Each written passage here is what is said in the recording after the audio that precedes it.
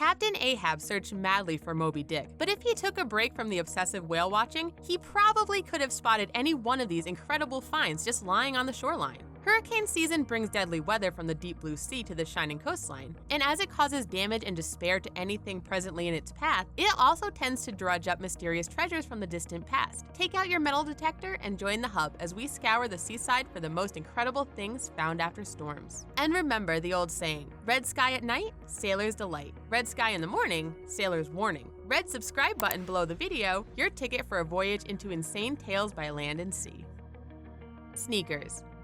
It's 1990. Air Jordans fly off the shelves faster than a layup performed by Michael Jordan himself. Yet those lining up for a new pair may have needed to sign up for a waiting list when 80,000 Nikes didn't reach their destination. After a rogue hurricane hit a daring container ship named the P&O Ned Lloyd Auckland, it sent 12 of its precious cargo containers overboard. After the storm passed and the Auckland regained its bearings into the mid-Pacific, it left behind its lost cargo. Although it was a huge business loss for Nike, these sneakers are proving to be the best kind of commercial Nike could bargain for. Now, 27 years after being lost at sea, the missing sneakers are still being found throughout the Pacific Ocean and beyond. While your average teen can run through a pair of tennis shoes in about 6 months, shoes floating around the salty ocean can still be wearable after up to 3 years of floating. So, if you come across a pair on the coast of Europe, try it on and thank Poseidon that you got a good set of sneakers on the cheap.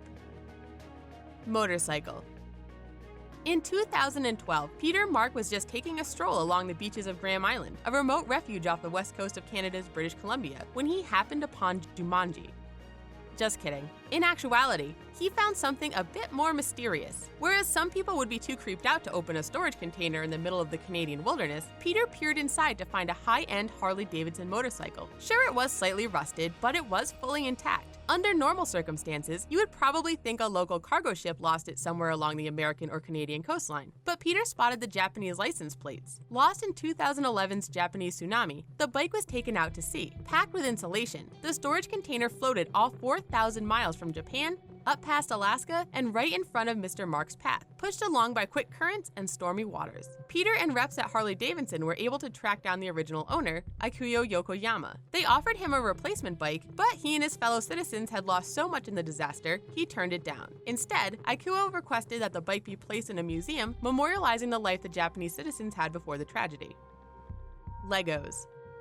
Legos are the ultimate toy. You can build castles and towers, vehicles and objects. The connecting blocks have their own amusement park, their own exhibitions, and they've just about conquered the world. So naturally, they've toured the 7 seas as well. The Tokyo Express was on a routine voyage on February 13, 1997, when windy weather sent an inescapable torrent in their direction. With a massive wave sending the ship sideways, the ship was able to stay afloat, but a whole set of 62 containers fell overboard. Nearly 5 million blocks found their way to the bottom of the ocean, on the sea route from Rotterdam to New York. And after 20 years, blocks are finding their way back to the surface and onto Britain's beaches. Rather than foraging for unique seashells, the locals of the Cornwall and Devon beaches compete for rare pieces like green dragons or octopi. Ironically, much of the Legos belong to an ocean-themed playset, so whatever pieces didn't escape the cargo containers are probably right at home at the bottom of the ocean. Chronicled on the Facebook group Lego Lost at Sea, there are even reports that some Legos have reached as far as Australia.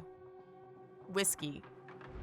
Elsewhere along the United Kingdom's coastline, recreational objects more appropriate for adults are being uncovered. In northern Wales, rare bottles have been found bobbing on the shore. Although there's no tiny ships or risque love letters inside these glass containers, they swirl and swish a much more interesting treasure inside them: whiskey.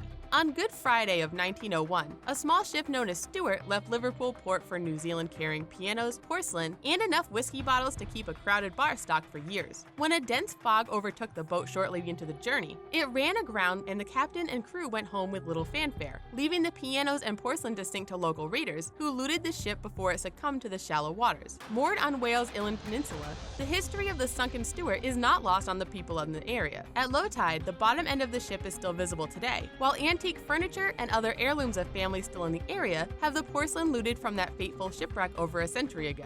Although much of the whiskey was stolen before the ship became fully inaccessible, old bottles are still finding new life when storms dredge up sand to reveal the hidden bottles. Bombs.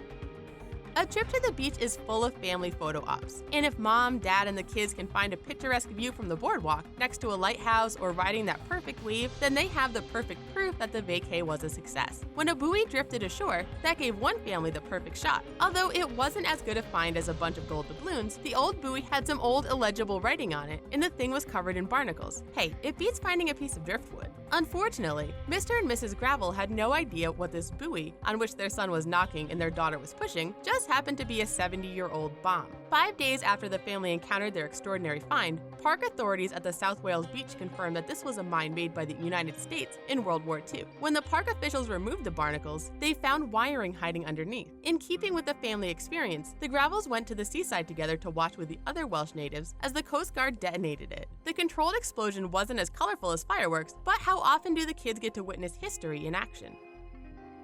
The Sin Ship. When El Niño storms descended upon Coronado, California, the ghostly remains of the SS Monte Carlo came out. It's a shallow and quiet resting place for what used to be the ultimate booze cruise. Basically, the Monte Carlo was the Depression-era version of a cruise hosted by the Gronk brothers. Derided by preachers and other straight-laced members of society during the Prohibition era, this sin ship was docked just off the California coast in international waters. That way, guests could come on and partake in the festivities for an evening or three, while alcohol had been illegalized in mainland America. Playing host to many celebrities and icons of the day, including Clark Gable and Mae West, this popular sin ship finally met the wrath that all of its opponents had been calling for. On New Year's Eve 1936, the 300-foot-long ship was disconnected from its anchor and crash-landed on the shore where it quickly became covered in the surrounding sand. While remains of the ship show up after major weather events, people have yet to find the rumored 100,000 silver dollars that sunk with the ship. Whale vomit. Whale vomit sounds exactly as gross as it is. But just like the high-priced blubber you used to get on the oil market, a supply of hardened whale puke could be your ticket to wealth. Ken Willman, for instance, was just walking his dog along the beach when he found a yellow rock no more than 6 pounds. His dog, Madge, was taken by it, but Ken was so grossed out by the weird object that he left it where he found it. Only later, after looking up its features on the internet, he thought it might be ambergris, which is a hard-to-find component used in many perfumes. After being offered 43,000 pounds for it by a perfume manufacturer in France, Ken wisely decided to hold on to his find until he could verify its true worth. Some experts have argued that he could fetch twice that asking price for that amount of ambergris, so he sent a small chunk of it off to other experts in France to determine how his Antiques Roadshow of puke could help him while he remained on unemployment following an automotive accident. After a pair of Australians discovered a 32-pound chunk in Australia, and it gained its finders $295,000, Ken should definitely hold out for the best offer. Giant purple sea slugs.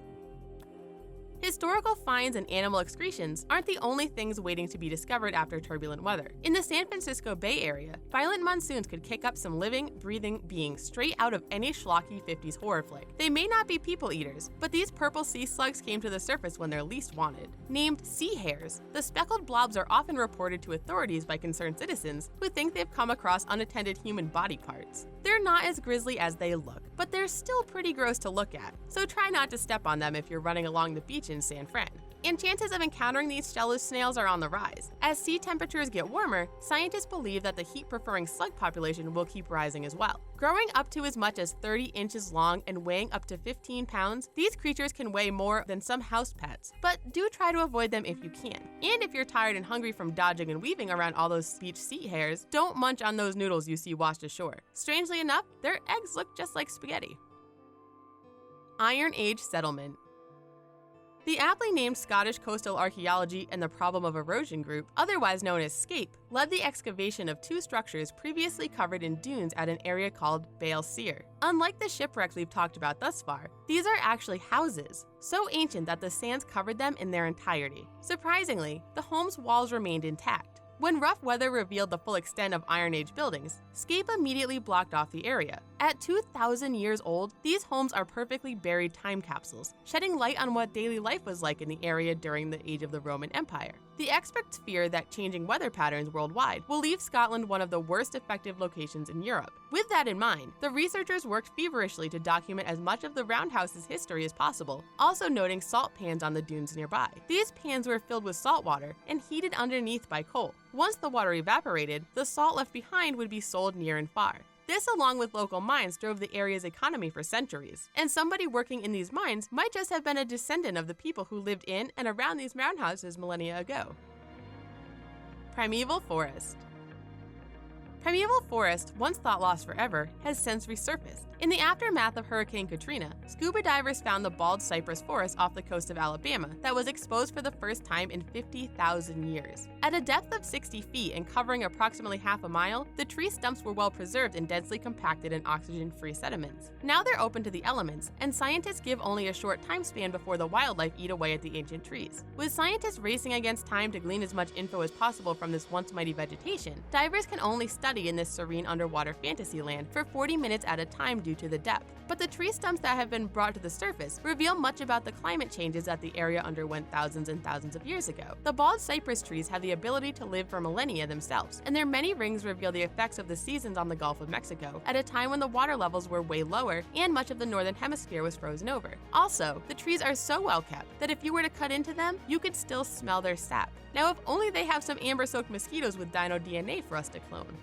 Hopefully, these stories inspire you to keep a more alert lookout, whether you're walking along the sand or serving lookout from the crow's nest. You don't need a detailed map to stumble upon the most incredible things found after storms. We'll see you next time at the Hub.